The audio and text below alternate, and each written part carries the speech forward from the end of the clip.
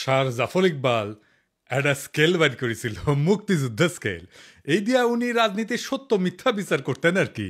ইদানিং নতুন একটা স্কেল বাইর হয়েছে। এই স্কেল দিয়া আমরা বাংলাদেশে কারা কারা ইন্ডিয়ান লেসপেন্সারি করতেছে সেটা বাইর করে ফেলতে পারবো। সেই স্কেলটা কি? সবাই ভাবিচ্ছে আচ্ছা কয় না কেন দাদা, এত সহজ একটা স্কেল পামো, মেড ইজি হয়ে যাবে সবকিছু, ভালোই তো। কমু কমু খারান, আপনি কয়েকদিন থেকে শুনতেছেন না, যখনই আমি কই বিএনপি ইন্ডিয়ার কোলে গিয়ে উঠছে, তখন বিএনপি ওয়ালারা এসে কয় জিন্দেগি বিএনপি ইন্ডিয়ার কোলে উঠতেই পারে না। ইন্ডিয়া কারে কয়? আমরা তো চিনি না। এইসব অপপ্রচার করিস তুই শালার রয়্যাল এজেন্ট। তারপরে বিএনপির লোকটা মূর্খ হইলে কবে মালওয়ানের বাচ্চা, আর ডাবল ড্রপ আউট কচু খেতে হইলে কবে কাফের। কিন্তু আজকে এমন কিছু প্রমাণ দিব একেবারে চালচালাইয়া বুঝে যাবেন বিএনপি কার কোলে উঠিছে। শুধু তাই না, বিএনপি একেবারে খাপে খাপ মমতাজের বাপের মতো ক্ষমতায় যাওয়া আর ক্ষমতায় থাকার জন্য আওয়ামী লীগের টেমপ্লেট ইউজ করেছে। আমি গত এপিসোডে কইছিলাম ইন্ডিয়া বিএনপি বুঝাচ্ছে ইসলামপন্থীরা বাংলাদেশে শক্তিশালী হচ্ছে, দেশের মানুষ ব্যাপকভাবে ইসলামের দিকে ঝুঁকিচ্ছে, তোমরা একা সামলাইতে পারবে না, এটা খাইছে বিএনপি। এখন বিএনপি ওয়ালারা কবে ইন্ডিয়া যে বিএনপি করছে আপনি জানলেন কেমনে? আপনি কি উঠে হাজির ছিলেন? না ছিলাম না, কিন্তু বুঝেছি। করে বুঝেছি এটাই শিখে দিই আপনাকে, চাইনিজ বুদ্ধি। আপনি যদি কারো ফেটে দেন না, তাহলে দেখবেন ও বাইরে হয়ে স্যাগায় স্যাগায় হাঁটিচ্ছে। তার মানে আপনি যদি কারো স্যাগায় হাঁটতে দেখেন তাহলে বুঝবেন ওই গড়া গেছে, বুঝছাও? এইবার আসেন দেখি ইন্ডিয়ার খাস লোকেরা বাংলাদেশে কি করছে। বিএনপির সাথে বামেগের ঐক্য হয়েছে, বিএনপির সাথে বামেরা থাকবে, রাজপথে নাকি আন্দোলনও করবি, মাশাআল্লাহ। কিন্তু এম এম আকাশ সবচেয়ে গুরুত্বপূর্ণ কথাটা কয়ে ফেলছে ফসাদ কইরা। সে কইছে যে বিএনপি এবং বামসোট প্রতিক্রিয়াশীল শক্তিকে সুযোগ দিতে নারাজ। তো এই প্রতিক্রিয়াশীল শক্তিকে বাংলাদেশের সাধারণ মুসলমান দেখেন কি করছে। মনে হচ্ছে বিএনপি ও বামজোট উভয় বর্তমান দক্ষিণপন্থী প্রতিক্রিয়াশীল ধর্মীয় শক্তিগুলোকে আরো সংগঠিত হওয়ার সুযোগ দিতে নারাজ। এবার বুঝেছেন তো, সব ইন্ডিয়ান লেসপেন্সার এক হইছে। বামেরা কেন এতদিন পরে ঐক্য করে? এই যে নৌকা লাঙ্গল ধানের শীষ সব সাপেরই একই বিষ, এটা কার স্লোগান? CPB slogan. এখন বিএনপির সাথে ঐক্য করার জন্য দেওয়ানা হয়ে গেছে সিপিবি বামেরা। দেখি যাও কোন হারবাল খাইছে, কলিকাতা হারবাল খাইছে। তারা কইতো বিএনপি নিজেই মুক্ত বাজারপন্থী, বিএনপি আওয়ামী লীগের মধ্যে শ্রেণীগত কোনো পার্থক্য নাই, তারা মুক্ত বাজারে বিশ্বাস করে। করে তারা বলতো আওয়ামী লীগ বিএনপির বাইরে, জোট মহাজোটের বাইরে একটা বিকল্প শক্তি চাই। এখন কেন ঐক্য চায় বিএনপির সাথে? তারা হরতাল ডাকিছিল, মানে সিপিবি, সেটা বিএনপি হ্যাংলার মতো সাপোর্ট দিছিল, প্রায় দেয়। সাপোর্ট দিলে তো ভালোই, আমাকে একজন যদি সাপোর্ট দেয় তাহলে তো ভালোই। কিন্তু সিপিবি কয় আমরা কি বিএনপির সাপোর্ট চাইছি? চাই নাই তো। রামপালে কয়লা ভিত্তিক বিদ্যুৎ কেন্দ্র নিয়ে একটা আন্দোলন করেছিল বামেরা, আমি তখন সিপিবির। তো সেই রামপাল পর্যন্ত লং মার্চে গেছি। সেই লং মার্চে বিএনপির নেতা কর্মীরাও ছিল, চান্দাও দিচ্ছে, আমি নিজে চান্দা তুলিছি বিএনপির অনেক লোকের কাছ থেকে। তো আওয়ামী লীগ থেকে কইছে বামেরা বিএনপির সাথে ঐক্য করিচ্ছে, তো সাথে সাথে লাভ দিয়া কয়া উঠছে আনু মোহাম্মদ বিএনপির সাথে ঐক্যের প্রশ্নই ওঠে না। দেখে যাও এখন কেন বিএনপির সাথে ঐক্য হয়? এই এম এম আকাশকে সে শেখ হাসিনার আমলে লিখেছিল সমকালে, এর জন্য কলে আমি সিপিবি থেকে বহিষ্কার হই। আমার কোনো রাগ নাই, মানে আমি কইছিলাম ওরে বহিষ্কার করতে হবে, তা উল্টে আমি বহিষ্কার হয়ে যাই। সে লিখেছিল তবে ঘটনা যাই ঘটুক, প্রগতিশীল মুক্তিযুদ্ধের পক্ষের শক্তির এক্ষেত্রে যা করণীয় সেটা হচ্ছে 1971 সালের পরাজিত প্রতিক্রিয়াশীল সন্ত্রাসী শক্তিকে যদি আওয়ামী লীগ রাষ্ট্রীয় বল প্রয়োগ করে দুর্বল এবং নিঃশেষিত করতে পারে, তাতে বাগড়া না দেওয়া। বুঝেছাও এই প্রতিক্রিয়াশীল শক্তি কে, ধর্মীয় শক্তি কে, এটা বুঝেছাও? ওই তো কইছে, তাই না? এই সেই ইসলাম বিদ্বেষী আকাশ যে বাংলাদেশে মাদ্রাসা ছাত্র আর ইসলামপন্থীদের রাষ্ট্রীয় শক্তি মানে ডিবি, র্যাব, ডিজিএফআই এগুলো দিয়ে নির্মূল করতে চেয়েছিল, এদের জন্য আয়না ঘর হয়েছে। তার সাথে বিএনপি ঐক্য করে কার পিড়িতে? যে ইন্ডিয়া বলে আওয়ামী লীগে যদি না থাকে বাংলাদেশে আমাদের কোনো বন্ধুই নাই। সে ইন্ডিয়ার বন্ধু হইলো কেমনে? হ্যাঁ, ওরাই কইছে যে দলের সাথে ভারতের সম্পর্ক ঐতিহাসিক, মানে আওয়ামী লীগের সাথে।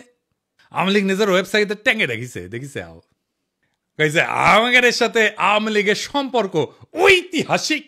এখন বিএনপি দাবি করলো যে তারা ভারতের সাথে সমমর্যাদার বন্ধুত্ব চায়, আমরা কেন বাকি থাকবো? তো গয়েশ্বর দাদা কইল বিএনপিও ভারতের সাথে বন্ধুত্ব চায়।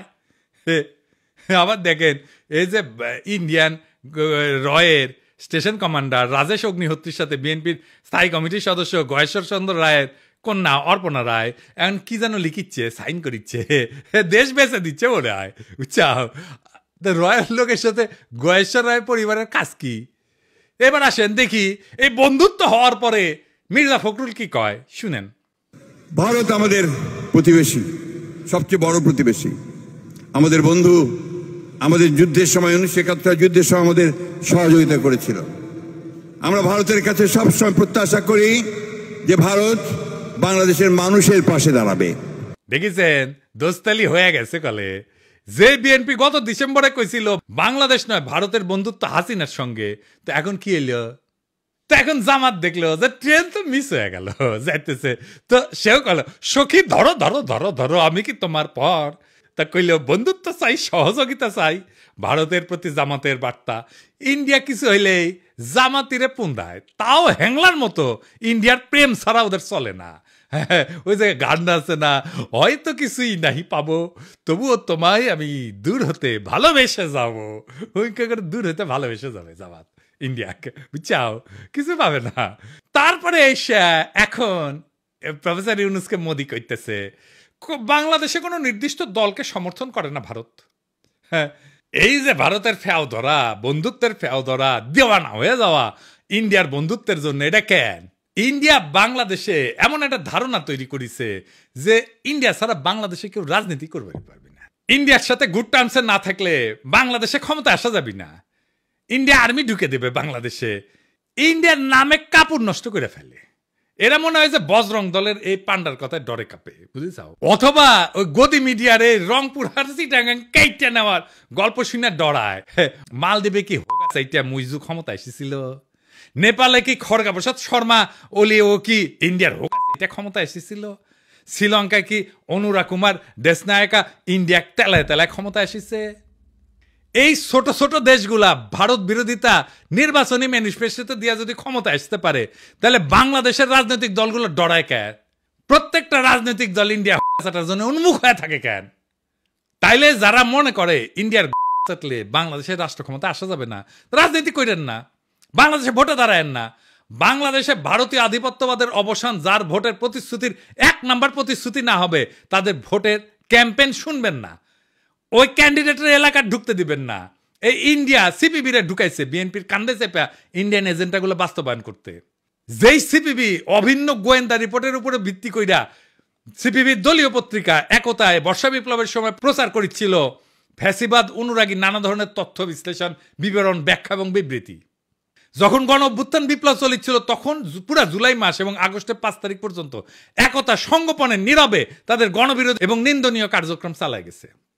আর এখন এই প্রগতিশীল হওয়ার ইন্ডিয়ান লাইনে বিএনপি নামিছে।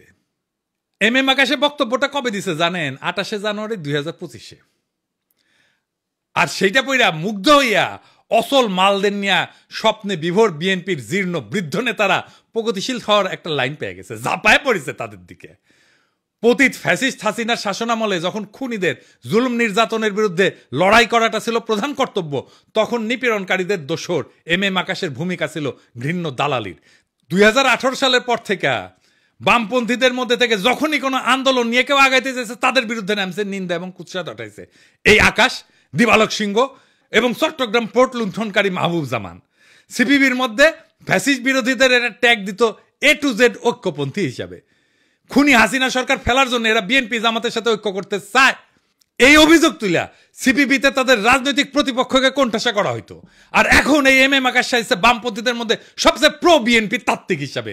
এখন কাদের সাথে কৌশলগত জোট করতে হবে, এদের সেই সিগন্যাল দিচ্ছে ইন্ডিয়ারা, সাথে নেমে পড়ছে এজেন্টগুলা। লেখক মুস্তাক আহমেদ নির্যাতিত হয়ে কারাগারে মৃত্যুবরণ করলে এর প্রতিবাদে ঢাকার রাস্তায় আন্দোলনের নামে ছাত্র ইউনিয়ন। তখন গ্রেপ্তার হওয়া 6 ছাত্র নেতাকে বিপদগামী বলে ঘোষণা দেয় সিপিবি এম আকাশ। সংগ্রাম মতদের ধরে শারীরিক নির্যাতন করে জেলে পুরতে পুলিশকে উৎসাহ দিয়েছিল এই দলটির আওয়ামী লীগ পন্থী নেতারা। কতটা নিষ্ঠুর নির্মম বাটপার হইলে নিজ দলের নেতাকর্মীদের বিরুদ্ধে রাষ্ট্রশক্তিদেরকে লেলাই দিতে পারে।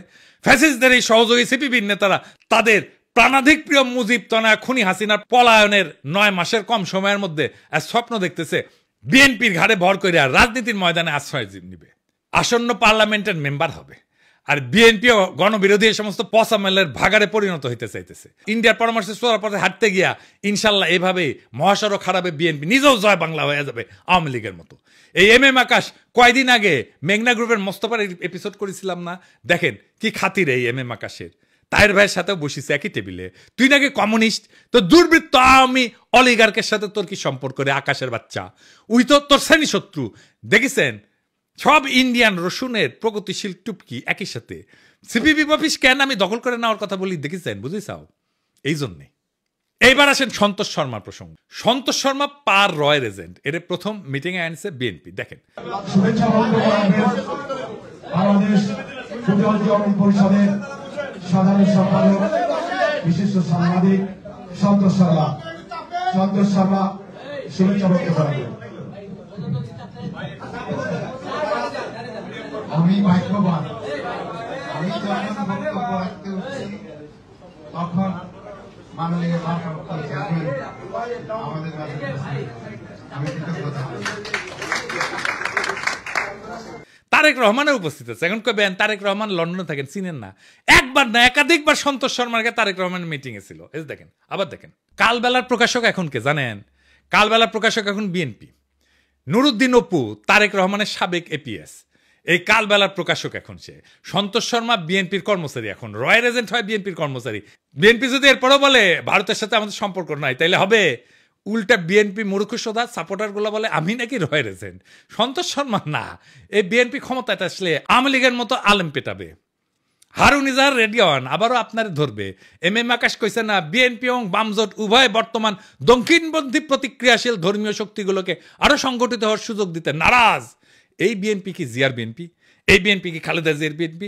এই বিএনপিকে কি আপনারা ক্ষমতায় দেখতে চান? আপনাদের কাছে প্রশ্ন রেখে গেলাম। আমি যখন টের পাইছি বিএনপি ইন্ডিয়ার কলেজে উঠিছে, তখন থেকে আমি প্রতিবাদ করে গেছি। আর বিএনপির নেতাকর্মীরা কয়ে গেছে বিএনপির পণ দেখেন আমি আঙুল দিতেছি। দেশে স্থিতিশীলতা চাই না, আমি মবস্টার, দেশকে অশান্ত রাখতে চাই যেন ইন্ডিয়ার সুবিধা হয়। এটার বেকুবি বলবেন না শয়তানি বলবেন। এম আকাশ যে বিবৃতি দিল বিএনপির কাউরে প্রতিবাদ করতে দেখছেন? দেখেন নাই। মানে এটা বিএনপিরও কথা, আকাশ মিছা কথা বলে নাই। এরপরে সন্তোষ শর্মাকে স্টেজে আনলোকে জামাত। দেখেন জামাত হিন্দুদের নিয়ে প্রোগ্রাম করবে, এটা জিজ্ঞেস করে নিবে না কয়েকজনকে যে কারে কারে ডাকা যায়? এইসব কথা যখন আমি বলি, বিএনপি জামাতের উভয় দলের কিছু কর্মী আছে বলে বিএনপির কি বুদ্ধি কম পড়িছে যে তোর কাছে বুদ্ধি নিবে? জামাত কয় তুই কি মজলিসে শুরার সদস্য যে তোর কাছে বুদ্ধি নিবে? তার মানে এরা আম জনতার কথা শুনবে না, আপনার আমার কথা শুনবে না। এরা কেমন স্বৈরাচার হবে বুঝা দেখেন। প্রফেসর যাক ক্ষমতা ছাইরা বিএনপি জামাত যে আসুক তারাই জনগণকে আওয়ামী লীগের মতো সকাল সন্ধ্যা ঠাপাবে। মাথায় রেখেন। তাহলে হাসিনা কি খারাপ ছিল? হাসিনা যা ভালো মনে করতো তাই করতো, আর বলতো আমার অপরাধটা কি? দেশবাসীর কাছে আমি বিচার চাই, কি অপরাধটা কি করেছি। এই জন্যই বলি কিছুই বদলাবে না, যা ছিল আগের মতো তাই থাকবে। আর একটা বিএনপি শাসন পাবো, ঠিক আওয়ামী লীগের মতো শাসন হবে। এইরকম গুমখুন শুরু হবে। একইভাবে সিপিং এর মতো ঝাঁপায় পড়ে তারা এখনই আমাদের প্রোফাইলে। ক্ষমতা আসতে কি করবে সেটা দেখেন। জনগণ দেশ ওদের মাথায় নাই, ওদের মাথায় আছে ক্ষমতা। কেমনে ক্ষমতায় যাবে? আওয়ামী লীগের মতো। আওয়ামী লীগ একই সাথে প্রগতিশীল হবে, একই সাথে এমন কর্মী রাখবে যারা আমাকে রয়্যাল এজেন্ট বলবে অথবা মালাউন বলবে, কারণ আমি তাদের রাজনৈতিক বিরোধিতা করি। আমি কয়ে দিলাম বিএনপি ক্ষমতা আসলে না, তারা আওয়ামী লীগের সাথে ডাবল দুঃশাসন দেবে। লিখে রাখেন, মিলাই নিয়েন। প্রফেসর ইউনূস যেটি পাবেন ধৈর্য করবেন, স্যার আমাদের এই আজ দহার কাছে ফেলাই যায় না। আপনি যতদিন আছেন ততদিন আমরা মানুষের মর্যাদা পাবো, সারা জীবনের সঞ্চয় হয়ে থাকবে সেটা। যতদিন পারেন থাকেন স্যার। আর কেউ যদি দ্রুত নির্বাচনের দাবি নিয়ে আসে না, আগে বিএনপির কর্মীদের কই যাবেন না আপনারা আন্দোলনে, পারলে জনতারের সাথে নিয়ে দিবেন দাবরানি। আমি কলে এটা একটা ফর্মুলা দিছিলাম ট্রানজিশনাল সরকার, সেটা শুনবে না তারা। বিএনপির নেতাদের দেখা হইলে কইবেন পিনাকি দাদা যে ফর্মুলা দিছিল প্রধান উপদেষ্টা প্রফেসর ইউনূস, উপপ্রধান উপদেষ্টা তারেক রহমান, আর রাজনৈতিক দল নিয়ে উপদেষ্টা পরিষদ পুনর্গঠন, এটা কেন মানতেছেন না? আমার খালি ডর প্রফেসর ইউনূস বিরক্ত হয়ে চলে যায় কিনা ক্ষমতা স্যার। এটা শুনেন কি করছে প্রফেসর ইউনূসের ক্ষমতা সম্পর্কে। এই 8-9 মাসে মানুষে ভালো খায়, মানুষে ভালো চলে, মানুষের পকেটে টাকা ওঠায়, কোনো চুরি হয় না, ডাকাতি হয় না। আঙ্গ হারে দরকার, আঙ্গ খালা দেওয়া দরকার নাই, টাকা কিনা দরকার নাই। হাইটার তো গালানে থাকবো, তত মানুষে ভালো থাকবো। শুনিছেন তো? এখন ডিসেম্বরে নির্বাচন হবে, বিএনপি এমপি নমিনেশন বেচবে, মেলা বাণিজ্য হবে, তারপর টাকা টুকা ছড়াই ইলেকশন করবে, সরকার গঠন করবে, বিরোধী দল হবে আওয়ামী লীগ, আর ছাগলের 3 নম্বর বাচ্চা হবে জামাত। তারপরে হারুন ইজাহারদেরকে আবার ধরা হবে, সন্তোষ শর্মা ইন্টারোগেশনে হাজির থাকবে। আজ এইভাবে বাংলাদেশের আকাশে জমিছে বিশ্বাসঘাতকতার ঘন মেঘ। এক সময় যে রাজনীতিবিদরা মুক্তির গান গাইছিল, আজ তারাই ভারতের দাসত্বের ঘুঁটি হইয়া নোংরা ষড়যন্ত্রের খেলা খেলিচ্ছে। বিএনপি, জামাত আর সিপিবি একে একে সবাই বর্ষা বিপ্লবের চেতনাকে পায়ে দলিত কইরা দিল্লির দরবারে মাথা নত করিছে। ক্ষমতার লোভ আর বিদেশি প্রভুদের সন্তুষ্ট করার লজ্জাজনক প্রতিযোগিতায় তারা হারাইছে নিজেদের আত্মা, বিকায় দিছে দেশের স্বপ্ন। কিন্তু বাংলাদেশ মাথারত করার জন্য জন্মায়নি। এই মাটি, এই মানুষ বর্ষার বজ্রবিদ্যুতের মতো জায়গায় উঠবে সমস্ত দাসত্বের শৃঙ্খল ছিন্ন কইরা। বর্ষা বিপ্লবের চেতনায় দীপ্ত নতুন প্রজন্ম শপথ নিছে, কোন ভারতের পদলেহনকারী এদেশের শাসন করবে না। কোন ভণ্ড স্লোগান আর মেকি প্রগতিশীলতা আমাদের রুখতে পারবে না। আমরা ঘুমন্ত না, আমরা কেবল ঝড়ের অপেক্ষায়। আমরা বিজয়ের জন্য আগায় চলছি, বজ্রকণ্ঠে ঘোষণা দিতে বর্ষা বিপ্লবের চেতনা অমর হোক, ভারতীয় আধিপত্যবাদের অবসান ঘটুক, ইনকিলাব জিন্দাবাদ।